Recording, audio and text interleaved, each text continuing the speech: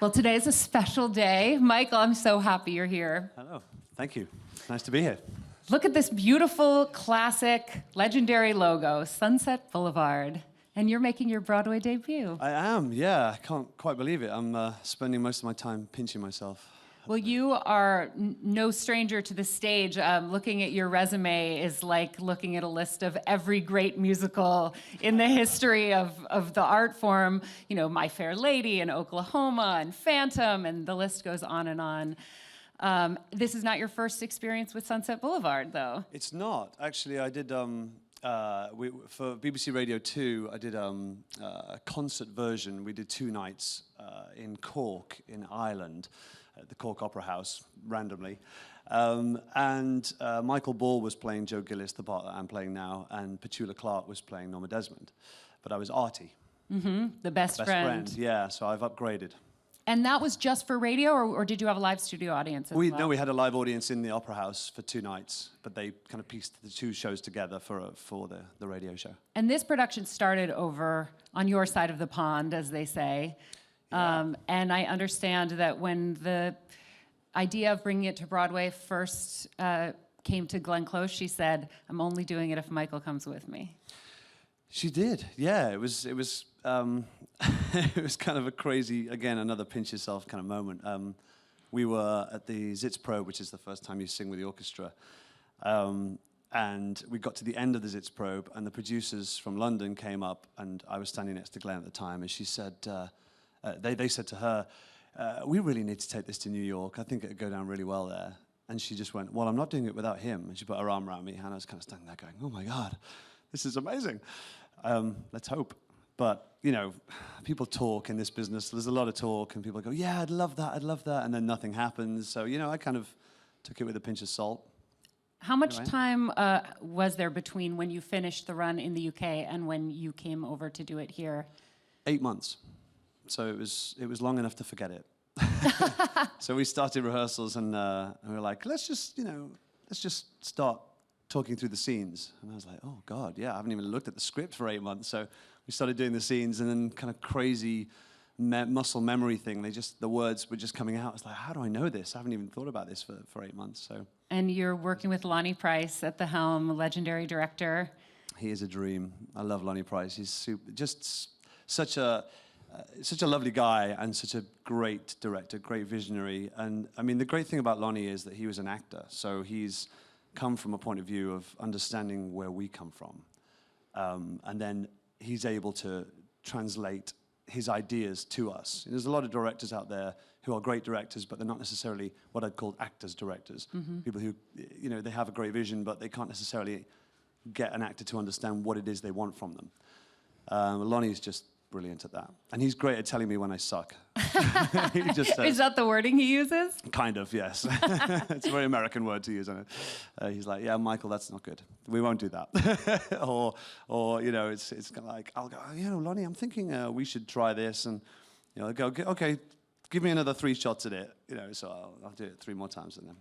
How wonderful to have space to try things, though, to experiment and do the thing that ends up getting cut, to find the thing that sticks. Yeah, I mean, we were really lucky to be able to do this again in New York because, I mean, in London, we had a 5-week rehearsal process, including the tech week. So I think once you get into technical rehearsals, you kind of stop. You almost stop rehearsing because it's so technical. You're standing waiting for a light to be fixed on you, and you don't get to play like you do in the rehearsal room. So we had about 4 weeks in the rehearsal room and about a week of tech. And we only had 3 previews before what we call press night, your opening night. Right. So we had all the press in on our 4th show. And, you know, that's kind of unheard of. And, I just didn't feel ready for anybody to watch it by the 4th show. So to get to do it now, we've run it in London, we've come back, we've managed to have another 3-week rehearsal process to kind of fine-tune it, well, kind of rediscover everything, but fine-tune it.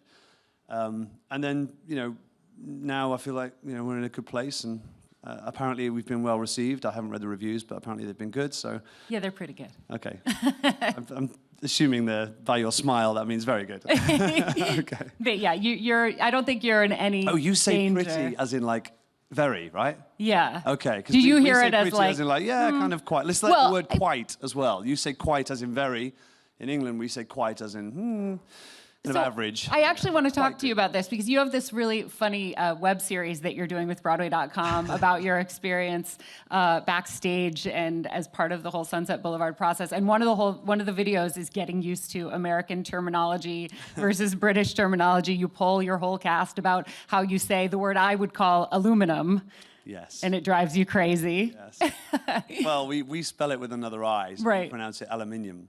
What are the other things that you've been getting used to? I mean, I know you didn't just move to New York. I know this isn't your first show in America. You were doing Secret Garden down in DC. So you've had a lot of experience with Americans and our culture, but it seems like you're still getting used to it a little bit. Kind of filtering in. What's strange is when you live in London or you live in Britain and you know friends go to America and then they start. You know, you'll hear them say something. And my brother lives in America. He lives in New Orleans, or New Orleans, as they say. You know, occasionally when I speak to him, he has this odd kind of American twang. But I understand why, because being here, you'll go to, I don't know, you'll be in a restaurant and you'll go to order something and you'll say, oh, hello, could I please order, you know, whatever, some water?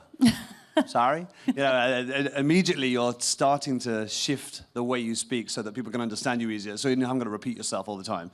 So I find myself slipping into American vernacular just for the sake of ease more than anything. Well, I was going to ask you about that because Joe Gillis is such a quintessential American Hollywood guy, you know, and you hit those R's hard, you know. And I actually would never have known that you were British based on what I see on stage. I wonder whether you learned those lines specifically, or I should say that you learned the American accent specifically with those lines in mind, or whether you could go out in sort of dialect drag and like go out on the town in New York as an American. Yeah, possibly. When I was a teenager, when I was just old enough to go to pubs for the first time in Britain, me and my friend used to find it really funny to pretend we were American for the evening. So we go out and we'd chat girls up in an American accent. They'd be like, oh my God, you know. Well, they wouldn't say, oh my God, because we weren't in America. They'd be like, oh my God, you know, amazing. So yeah, that was kind of my first, you know, stupid play around with the American accent, I suppose. But I've played loads of American parts now and lots of different parts of America. Right. And normally you have a dialect coach working on a show. We didn't actually have one on this. And I started, the very first thing we did in London was just to sit down. I think it was just Lonnie, myself, Glenn, Siobhan, who plays Betty Schaefer, and Fred, who plays Max, who are the other Brits. Well, Fred is actually a Swede, but we call him an honorary Brit because he came from the London production. So just the five of us sat down and read the script. And at the end of the run, you know, it's the first time I'd met Glenn Close, and you're kind of sitting there like, I really hope she thinks I'm good. And we got to the end, and she went, your accent is amazing. So I was like, oh, great, good start. And then when we were doing the show in London, there was a woman at stage door, and she said, I'm actually from Ohio. I'm from Dayton, which is where Joe Gillis is from. And she said, your accent is spot on. I was like, great. If someone from Dayton, Ohio thinks I'm good, that's it. I'm happy enough with that. Do you think the lines and the accent are so tied together in your head that you couldn't switch out of it? Like, what if Lonnie came in and was like, we're going to try it once with Joe Gillis as a Brit. Do it in your normal voice. Oh, that's so weird. You know, that's tricky, actually. I find that quite hard because you learn a certain rhythm and a certain pattern to the text. I had an audition for Fiyero in Wicked when it first came to London. And I later discovered that when I auditioned for it, the part had already been given to Adam Garcia. So I was auditioning thinking I was up for the part, and I found out later that he'd already been offered it. So I actually flew in I was doing a show in Edinburgh at the time, so I had to fly in the morning, do the audition, and then fly back and do the show in Edinburgh in the evening.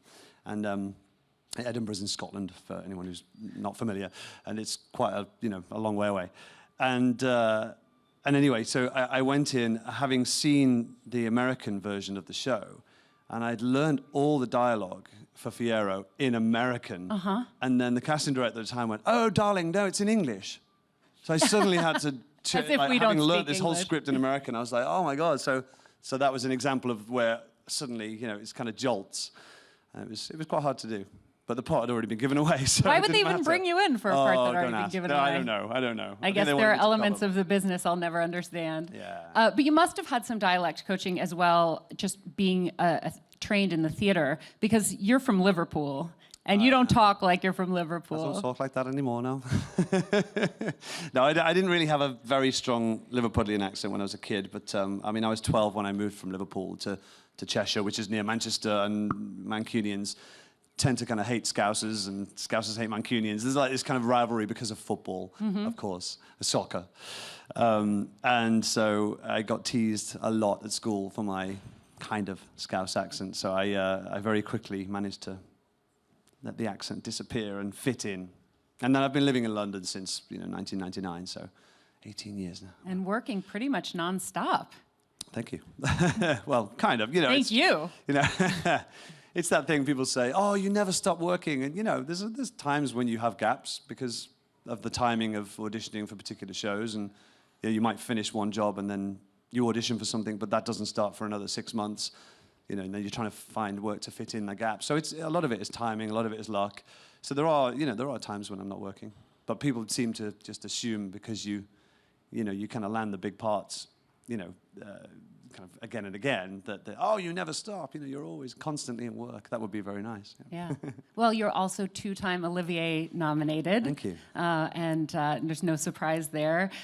When I posted on social media that I was going to have you here, I heard from a lot of your fans in the UK who were very excited and had some questions, one of which is about your pre-show routine. I'm curious as to both pre- and post-show routines you might have and whether they vary depending on which project you're doing.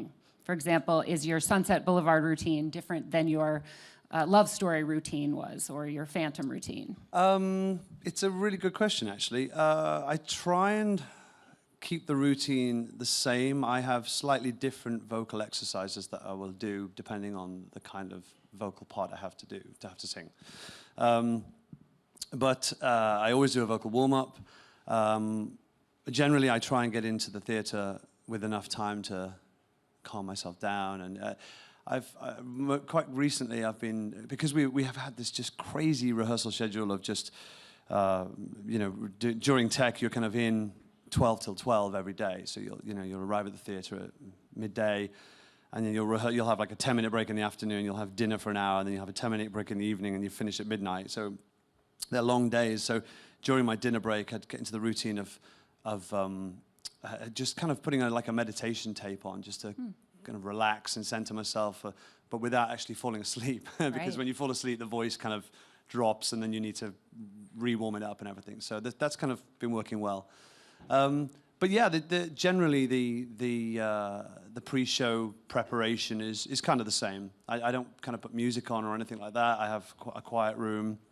I think about I think about moments in the show. I kind of try and map through the show in my mind, so I can think about things that didn't necessarily work the night before. I think, maybe I'll try and fine-tune that moment, or just kind of focusing, really.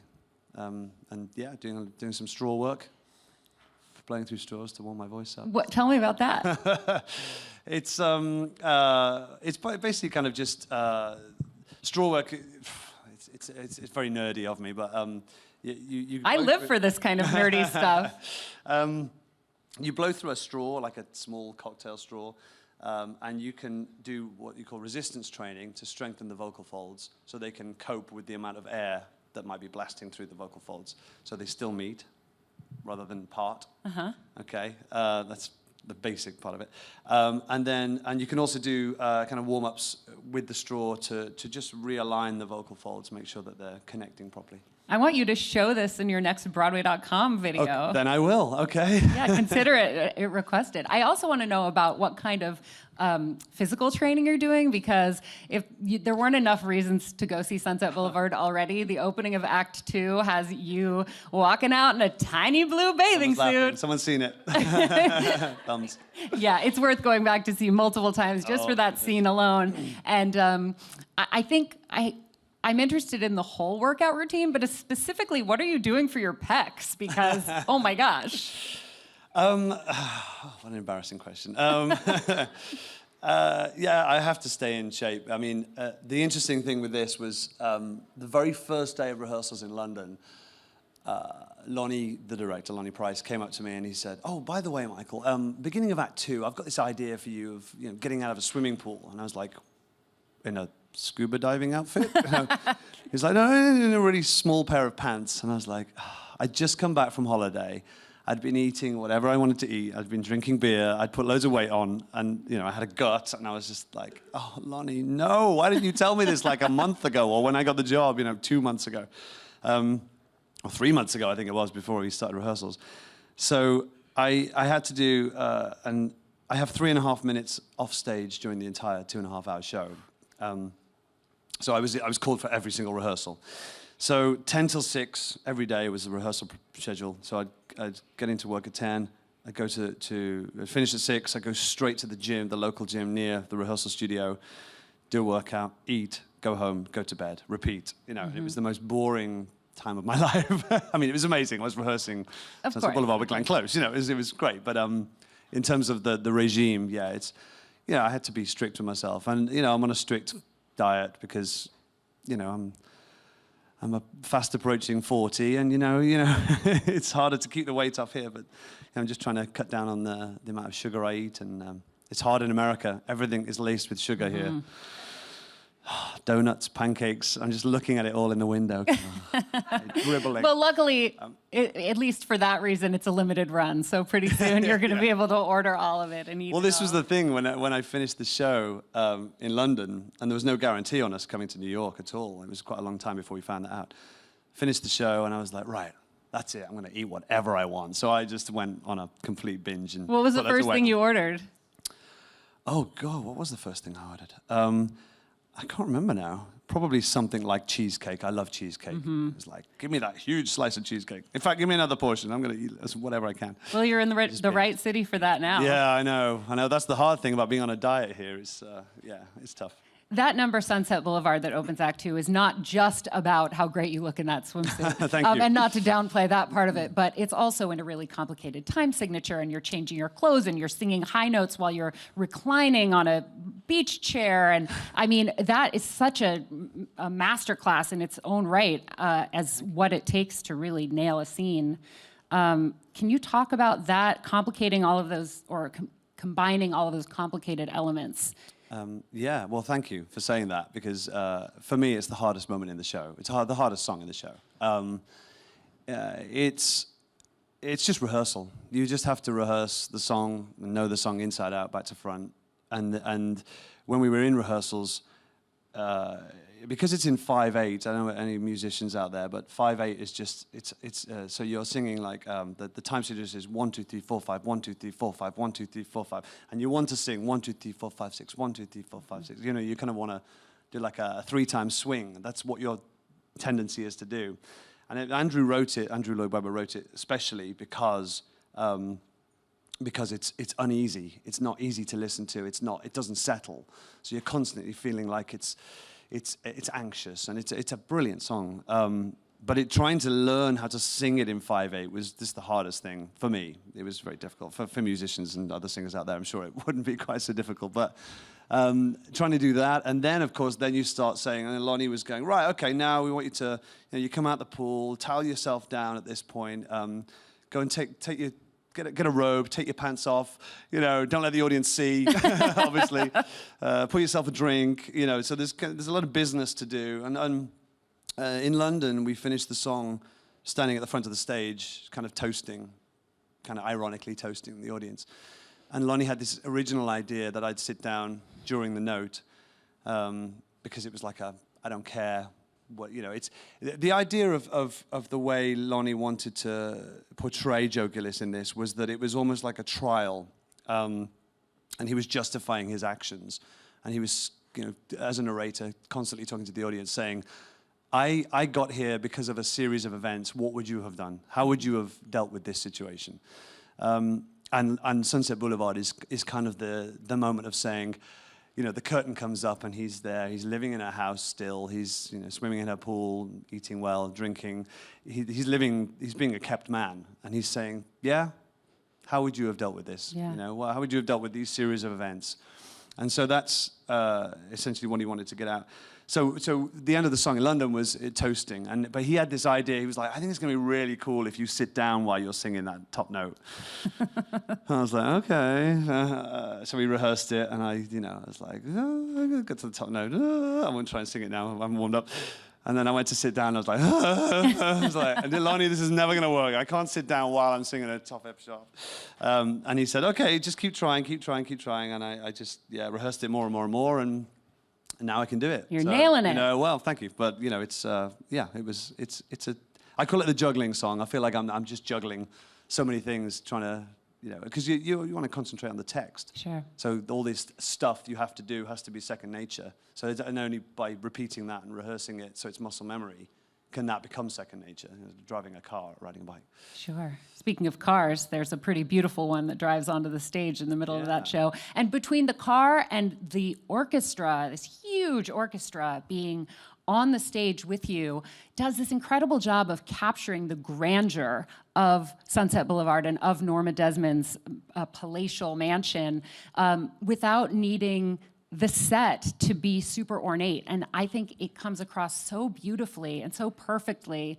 You get the feeling that the luxury of that orchestra represents everything that she has surrounded herself without needing it in the actual set design. Good, yeah, that's good to hear. Firstly, we're just so honored to be able to sing with the amazing 41-piece orchestra. They're all such great players, and to hear this score played by that many people is just, it's mind-blowing. It just sounds so great. And to sing with them every night is just great. And I believe that there hasn't been an orchestra this large on a Broadway stage since the 50s. So it's been quite a while. Which feels appropriate since this is such a classic, throwback to that era of movie making. We have time for a couple. Oh, go ahead. No, I was just going to say about the set. The idea was that to strip it back and to make it like a soundstage, a Hollywood soundstage, and just bring certain items on to represent the house, like a sofa or a desk or whatever it was that was being brought on.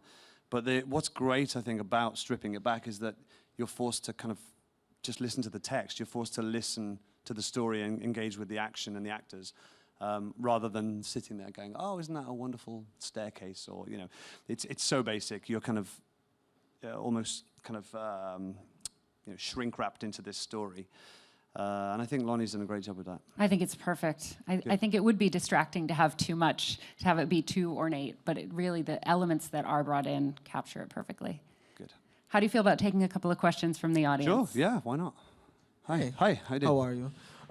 So I would like to know, how has theater changed you? Like, has being in theater, has it elevated your work ethic as opposed to before you got into theater? Like, were you lazy, stuff like that? And being in the theater, it elevated you to be like, I can do this. Like it increased like how you do things. Yeah, I think I self-confessed, I am probably quite lazy. And when I'm teaching, I always say that to my students. I say, look, I'm the first person to put my hand up and say, I'll try and do the shortcut version of everything. But actually living, working in this industry has made me realize how shortcutting stuff just doesn't work. It just doesn't help. Putting the research in, doing the homework, working hard is really the way to kind of be successful in this business. And people don't want to hear that. They're like, especially with the culture of, American Idol and X Factor and all those kind of TV shows where they kind of come on and they sing a song and they're suddenly, a big pop star, they're elevated to fame. People think they don't have to work hard anymore. But honestly, the having a good work ethic is good for yourself, but it's noted by the industry as well, by directors and people you work with. And also I learn a lot from other people, from the actors I work with, like Glenn Close, just working closely with her every day is just, I'd be stupid not to take on board everything she's doing and wasting that opportunity. So yeah, just kind of working hard, really. Is there one lesson in particular you remember learning from her that you've brought to this role? Well, the one big thing I've noticed with Glenn is that there'll be a moment in the show, we'll have a moment together, and where I would think, oh, this is the moment where she's thinking this. she can have like 7 thought processes happening that can flip between those thoughts within that, what I would assume is one moment. And she made me realize how much more detailed I could be in musical theater, I suppose.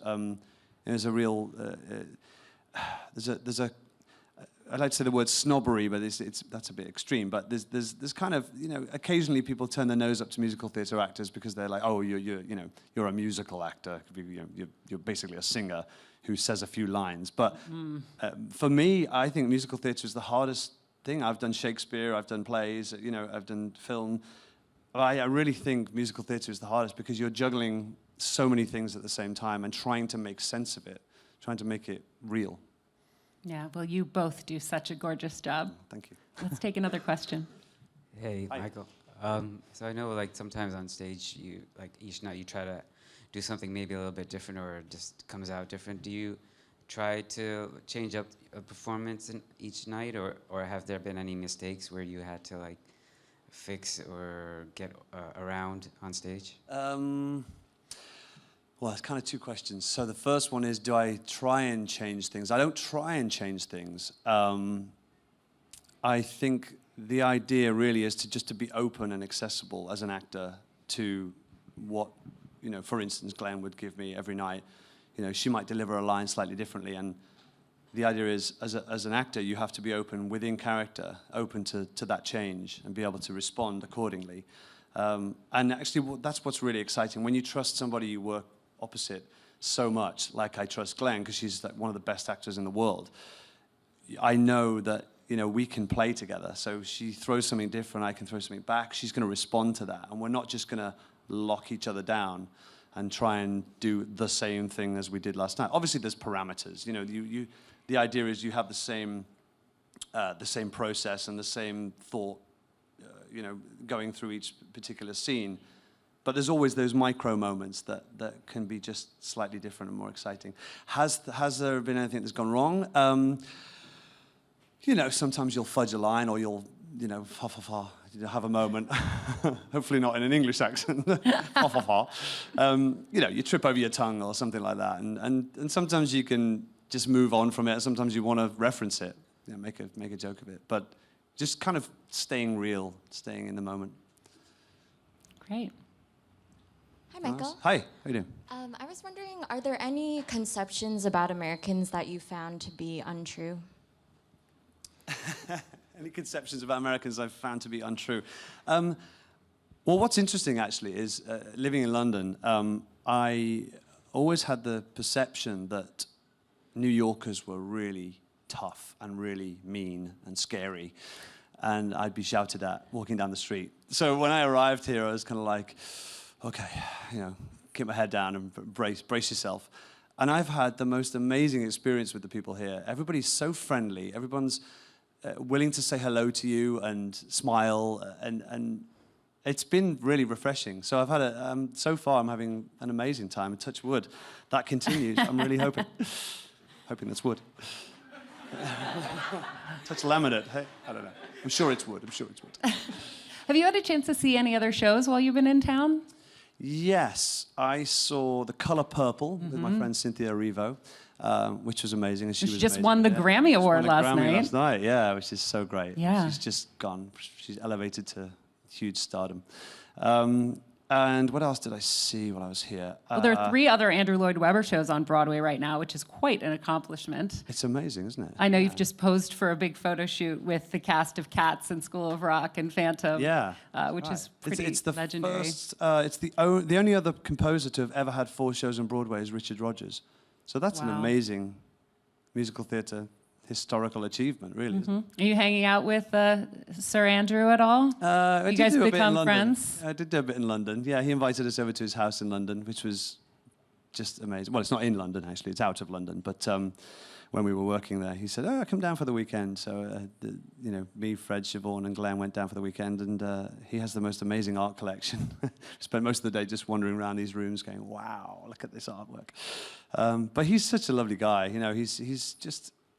Considering he's so prolific and one of the greats, he's, you know, really quite down to earth. You know, you don't expect him to be. You think, oh my God, it's Andrew Lloyd Webber. He's going to be like, you know, he's Lord Andrew Lloyd Webber. know, You think you're going to have to, you know, bow at his every sentence. But he's so relaxed, you know. He's great, really nice guy. Well, you're doing such incredible justice to his brilliant production, and it's been wonderful to have you here to get to know you a little bit. I encourage everyone to find a way to see Sunset Boulevard on Broadway. It is a spectacular, grand production, and I suppose we can't call you the star because only Norma Desmond can be the star, but you are certainly the leading player in this gorgeous production, and it is a thrill for all involved. So thank you so much. Thank you so much, Laura. Thank you.